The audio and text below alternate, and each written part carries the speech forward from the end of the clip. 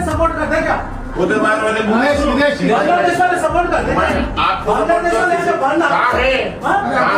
अस्सलाम वालेकुम। हैदराबाद के ओल्ड सिटी में एक नया सियासी हंगामा देखने को मिला जब बीजेपी का एक लीडर ने दावा किया कि नूरिया कॉप जूनियर कॉलेज में रोहिंग्या मुस्लिम बच्चे तालीम हासिल कर रहे हैं। इस मामले ने लोकल लेवल पर काफी बहस को जन्म दिया है और सोशल मीडिया पर भी इस पर गर्म डिस्कशन चल रहा है। चारचुम्बे के दिन यानी कल 1 जुलाई को बीजेपी लीडर अंडेला श्रीरामुलु यादव ने कुछ सपोर्टर्स के साथ हैदराबाद के ओल्ड सिटी एरिया में मौजूद नूरिया कॉप जूनियर कॉलेज पहुंच गया।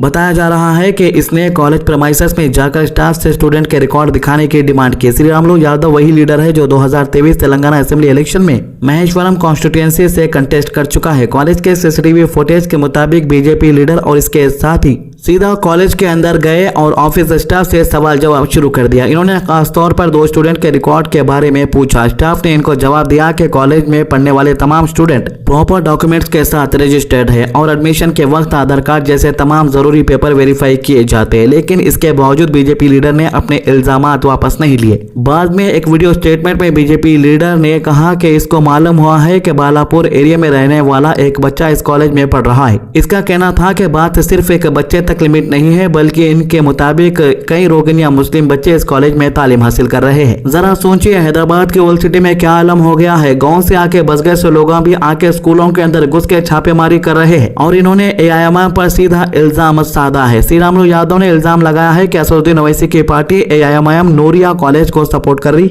इसका कहना था कि एआईएमआईएम ऐसे लोगों को प्रोटेक्शन दे रही है जिनको ये इलीगल मिग्रेंट्स कह रहे हैं। साथ ही इसने ये भी कहा कि बीजेपी एमआईएम के प्रेशर या इंटिमिडेशन से डरने वाली नहीं है और इस मामले को उठाती रहेगी। दूसरी तरफ कॉलेज एडमिनिस्ट्रेशन ने इन तमाम इल्जामात को पूरी तरह से झूठा और बेबुनियाद करार दिया। कॉलेज के प्रिंसिपल मोहम्मद गाजिउद्दीन ने साफ कहा कि बीजेपी लीडर के एलिगेशंस में कोई सच्चाई नहीं है। इन्होंने बताया कि जब ये वाकया हुआ तब ये खुद कॉलेज में मौजूद नहीं थे। इनके मुताबिक बीजेपी लीडर बिना परमिशन के कॉलेज के अंदर घुस आया, ऑफिस स्टाफ के साथ बदतमीजी की, बहस की और बिना कंसेंट के वीडियो रिकॉर्डिंग भी शुरू कर दिया कॉलेज के अंदर घुस के। प्रिंसिपल का कहना है कि एजुकेशनल इंस्टीट्यूशंस को सियासी मैदान नहीं बनाना चाहिए। इन्होंने इस बात पर भी फोकस जताया कि स्टाफ पर प्रेशर डालने की कोशिश की गई जबकि कॉलेज हर स्टूडेंट का एडमिशन प्रॉपर वेरिफिकेशन के बाद ही करता है। इनका कहना है कि किसी को भी कोई शक है तो लीगल तरीके से अथॉरिटीज से कांटेक्ट करना चाहिए, ना कि कॉलेज में घुसकर हंगामा करना चाहिए। हैदराबाद के अंदर कानून का डर अब धीरे धीरे पार्टी के कुछ लीडरों के अंदर खत्म होता जा रहा है, खासतौर से बीजेपी के।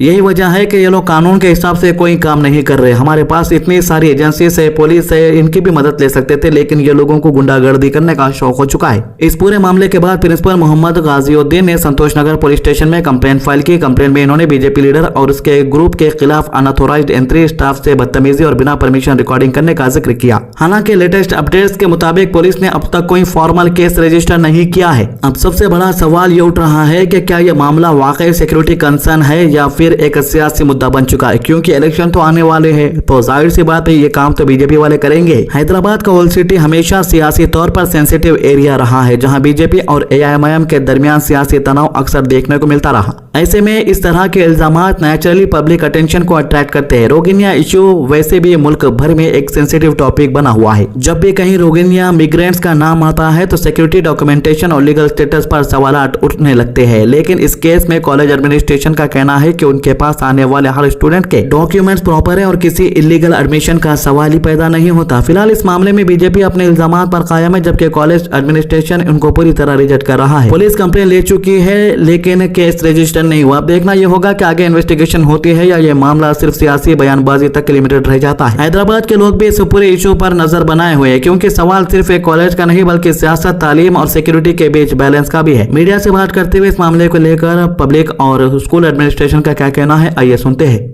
जब हम लोग ऑफिस में थे बैठे हुए तो कोई बीजेपी के लीडर्स अननेसेसरी कॉलेज में आए, ऑफिस में घुस के आ गए। घुस के आकर ये किसी एक स्टूडेंट के बारे में पूछने लगे कि ये स्टूडेंट के बारे में आपको पता है क्या, ये स्टूडेंट के डॉक्यूमेंट्स क्या है वगैरह। इस तरह से पूछ के उनको ऑफिस के स्टाफ को पूरा हरासमेंट करने लगे और डरा के धमका के रिकॉर्ड्स निकाल के चेक कराने लगाए। हैदराबाद के हबीबनगर इलाके से एक हैरान कर देने वाला चोरी का मामला सामने आया जहां उम्रा से वापस लौटने वाली एक फैमिली के घर पहुंचते ही बड़ा झटका लगा। फैमिली ने देखा कि इनके घर में बड़ी चोरी हो चुकी है और लाखों रुपए कैश के साथ सोना और कीमती सामान भी गायब था। इस वाक़े ने पूरे इलाके में खौफ और तशवीश का माहौल पैदा कर दिया। मालूमात के मुताबिक इंडिपेंडेंट हाउस के मालिक शेख अकबर मोहिउद्दीन अपनी फैमिली के साथ पिछले हफ्ते उम्रा के सफर पर गए हुए थे। उम्रा जो हर मुसलमान के लिए एक मुकद्दस इबादत है, उस सफर से फैमिली जब रूहानी सुकून के साथ वापस घर अपने लौटी तो इनको बिल्कुल अंदाजा नहीं था कि घर पर इनका इंतजार इतनी बुरी खबर कर रही होगी। इस बिल्डिंग के ग्राउंड फ्लोर पर 2 फ्लैट्स मौजूद थे। एक फ्लैट में अकबर मोहिउद्दीन अपनी फैमिली के साथ रहते थे, जबकि दूसरे फ्लैट में एक टीनेजर रहता था। बिल्डिंग के फर्स्ट फ्लोर पर अकबर के भाई शेख रहमान मोहिउद्दीन रहते हैं। जब रहमान मोहिउद्दीन ने घर के मेन डोर का ताला टूटा हुआ देखा तो उनको फौरन शक हुआ कि कुछ गड़बड़ हुई है। इन्होंने बिना देर के पुलिस को इत्तला दी। पुलिस को इन्फॉर्मेशन मिलते ही Asif Nagar additional commissioner of police, Habib Nagar station house officer, detective inspector और क्लू टीम फौरन मौके पर पहुंच गए। पुलिस ने पूरे घर का बारीकी से जायजा लिया और फिंगरप्रिंट के साथ दूसरे अहम सबूत जमा किए। इन्वेस्टिगेशन के दौरान ऑफिसर्स ने घर के अंदर और आसपास के हर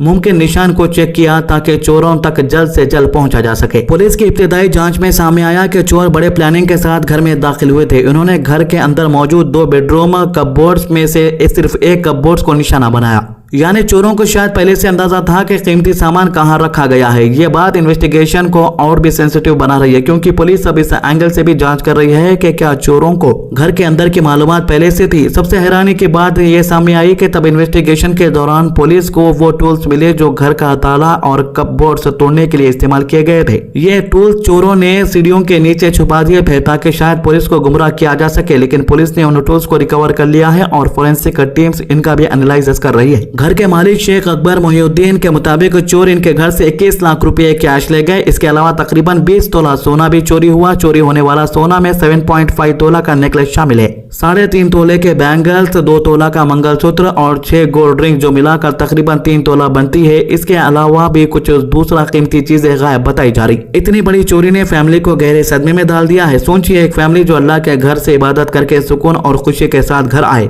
उनको घर पर ऐसा मंजर दिखना पड़े तो इन पर क्या गुजरी होगी। सालों की मेहनत की कमाई, जमा पूंजी और कीमती यादें चंद लम्हों में चोरी हो गई। ये वाकई ने सिर्फ एक फैमिली को नहीं बल्कि पूरे इलाके के लोगों को सिक्योरिटी के हवाले से फिक्र में डाल दिया है। तो फिलहाल पुलिस ने केस रजिस्टर कर लिया है और चोरों को पकड़ने के लिए स्पेशल टीम भेज दी गई है। सीसीटीवी फुटेज, फिंगरप्रिंट्स और टेक्निकल एविडेंसेस की मदद से चोरों का सुराग लगाने की कोशिश जारी है। पुलिस का कहना है कि जल्दी मुलजिमों तक पहुँचने की उम्मीद है। रात में लाख देंगे तुम लोग?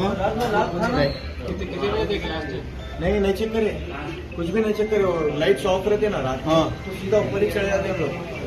चेक नहीं, अगर मोटर ऑन करना रात ही आते हैं। कैसा करा बोले तो ये जो बेडशीट है ना साहब, ये ठीक है, आप लोग रहने दो, बाकी वाले जाओ। तो ये 3 मामलों की अभी तक की अपडेट। आज की अच्छी बात, हुजूर सल्लल्लाहु अलैहि वसल्लम ने फरमाया, किसी का बदला देना सिला रहमी नहीं है, बल्कि सिला रहमी करने वाला वो है कि जब इसके साथ सिला रहमी का मामला ना किया जा रहा हो फिर भी वो सिला रहमी करे। बुखारी 5991। हमारे चैनल को सब्सक्राइब कीजिए, वीडियोस को ज्यादा से ज्यादा लोगों तक शेयर कीजिए। अल्लाह हाफिज।